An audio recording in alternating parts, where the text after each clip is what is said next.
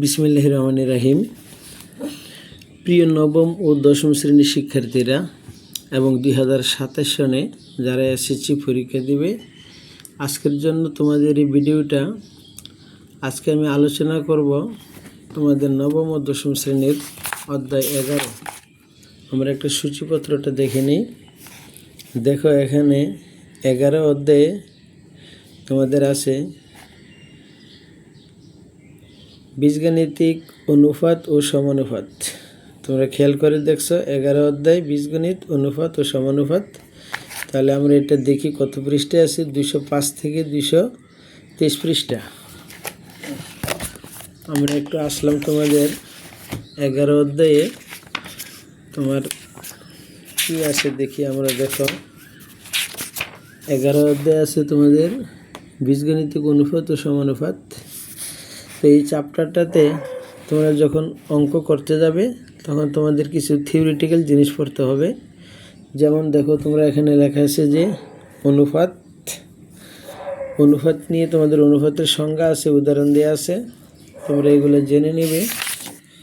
তারপরে দেখো অধ্যায়ের আমরা যে অঙ্কগুলো আছে, দেখো এখানে প্রথমেই আছে তোমার কিছু সংক্ষিপ্ত প্রশ্ন আছে।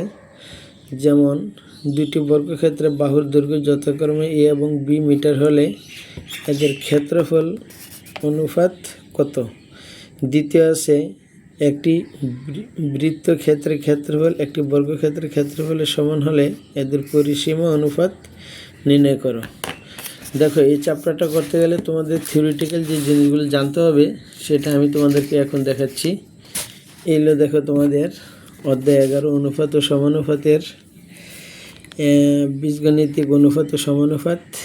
এই চ্যাপ্টার থিওরিটিক্যাল যে জিনিসগুলো তোমরা পড়ে তারপরে তোমরা অঙ্কটা শুরু করবে, তাহলে তোমরা আশা করি অনেক ভালোভাবে বুঝতে পারবে। দেখো, এখন আমি প্রথম যে সংজ্ঞা লিখছি, দেখো অনুপাতের সংজ্ঞাটা পড়ো। সমজাতীয় দুটি রাশিকে ভগ্নাংশ আকারে প্রকাশ করা গেলে ভগ্নাংশটিকে অনুপাত বলে। তাহলে অনুপাতের সংজ্ঞাটা আগে তোমাদের পড়তে হবে। অনুপাতের সংজ্ঞা কী পড়বে? সমজাতীয় দুইটি রাশিকে ভগ্নাংশ আকারে প্রকাশ করা গেলে ভগ্নাংশটিকে অনুপাত বলে। যেমন, এ ও বি রাশি দুইটির অনুপাত এ অনুপাত বি। এ অনুপাত বি সমান আমরা লিখতে পারি এ ডিভাইডেড বাই বি। আমি প্রথমে অঙ্ক দিয়ে শুরু করলে তোমরা ভালোভাবে বুঝবে না, যারা অঙ্কে একটু দুর্বল, এবং এই চ্যাপ্টারে প্রথম থেকে শুরু করছি। তাহলে এ অনুপাত বিকে লেখা যায় এ বাই বি। এখানে এ হচ্ছে পূর্ব রাশি এবং বি উত্তর রাশি। দেখো, এই যে এ, এটাকে পূর্ব রাশি বলা হয় এবং বি এটাকে উত্তর রাশি বলা হয়। এটা তোমরা জেনে নেবে। তারপরে দেখো আছে কি সমানুপাত।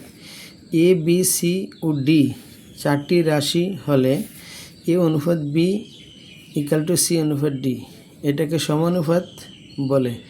এখানে চারটি রাশি একই জাতীয় হওয়া বাঞ্ছনীয় নয়। তাহলে আমরা অনুপাতের সংজ্ঞা পড়লাম, সমানুপাতের সংজ্ঞা পড়লাম। এখন আমরা কি জানবো? দেখো, অনুপাতকে আবার কয়েকটি শ্রেণীতে ভাগ করা যায়, আমরা সেটা জেনে নেব। তারপরে আমরা অঙ্ক শুরু করব।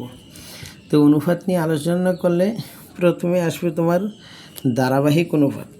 দেখো, ধারাবাহিক অনুপাতের সংজ্ঞাটা কিভাবে পড়বে? এ অনুপাত বি ও বি অনুপাত সি। অনুপাত দুইটিকে এ অনুপাত বি অনুপাত সি আকারে প্রকাশ করা গেলে এটিকে ধারাবাহিক অনুপাত বলা যাবে। ধারাবাহিক মানে ধারাবাহিকভাবে আসবে, একটা পর একটা আসবে। এই জন্য এ অনুপাত বি বি অনুপাত সি, এটাকে ধারাবাহিক অনুপাত করলে এ অনুপাত বি অনুপাত সি এই আকারে প্রকাশ করা যায়। এটা তোমরা জেনে নেবে। অর্থাৎ প্রথম অনুপাতের উত্তর রাশি দ্বিতীয় অনুপাতের পূর্ব রাশি সমান হতে হবে। তার মানে প্রথম অনুপাতের উত্তর রাশি কোনটা? এই যে বি, পরে যে রাশিটা সেটাকে বলে উত্তর রাশি। আর এটা হচ্ছে দ্বিতীয় অনুপাতে যে বি অনুপাত সি আছে, দ্বিতীয় অনুপাতের পূর্ব রাশি। এই যে দুইটা অনুপাত এখানে দেওয়া আছে, প্রথম অনুপাতের উত্তর রাশি মানে বি, আর দ্বিতীয় অনুপাতের বিকে বলা হয় পূর্ব রাশি। মানে প্রথম রাশিকে পূর্ব রাশি আর দ্বিতীয় রাশিকে উত্তর রাশি বলা হয়। সেটাই তোমরা এই ধারাবাহিক অনুপাত বলে বুঝতে পারবে। তারপরে আমরা পড়ব অনুপাতের রূপান্তর। দেখো, অনুপাতের রূপান্তর পড়তে গেলে তোমাদের কি কি ধারণা নিতে হবে 1 নম্বরে দেখো আছে ব্যস্তকরণ। ব্যস্তকরণ কিভাবে করে এটা তোমাদের জেনে নিতে হবে, কারণ এই অঙ্ক করতে গেলে ব্যস্ত অনুপাত আসবে। 2 নম্বর হচ্ছে একান্তরকরণ। আমরা এই চ্যাপ্টার অঙ্ক করতে গেলে একান্তকরণ কিভাবে করে সেটা জানতে হবে, কাজে তোমরা এটা জেনে নেবে। আমি তোমাদেরকে পরবর্তী ভিডিওতে এগুলো নিয়ে আলোচনা করব। তারপরে হচ্ছে যোজন। 2টা অনুপাত থাকলে যোজন মানে যোগ, কিভাবে যোগ করে সেটা আলোচনা করব।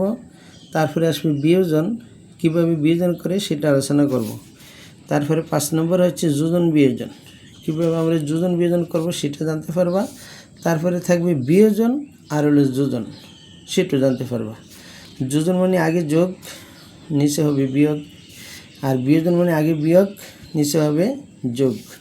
7 নম্বরে দেখো একাধিক অনুপাতের মান, আমরা কিভাবে একাধিক অনুপাতের মান বের করব সেটা জানবো। 8 নম্বরে হচ্ছে দ্বিগুণানুপাত। এখানে লেখা আছে, বানানটা তোমরা দেখো আমার একটু গেঞ্জি হয়ে গেছে লেখাটা। এটা হচ্ছে দ্বিগুণানুপাত। দ্বিগুণানুপাত নিয়ে আলোচনা করব। 9 নম্বরে আলোচনা করব হলো দ্বিবিভাজিত অনুপাত। 9 নম্বরে দ্বিবিভাজিত অনুপাত। এই যে অনুপাতের রূপান্তরকরণ নিয়ে 9টা কনসেপ্ট আমরা আলোচনা করব, তারপরে আমরা অঙ্কগুলো শুরু করব। তাহলে আমি প্রথম ভিডিওতে যা দিয়েছি তোমরা সেটা নিয়ে তোমরা ভালোভাবে দেখবে এবং বুঝবে। তারপরে আমি পরবর্তী অঙ্ক করার সময় যাতে তোমরা অঙ্কগুলো সহজে করতে পারো, সেই জন্য আজকে এই অনুপাতের থিওরিটিক্যাল এইগুলি নিয়ে আলোচনা করলাম। তাহলে আজকে এই পর্যন্তই। পরবর্তী ভিডিওর জন্য তোমরা আমার পেজকে ফলো দিয়ে সাথেই থাকবে।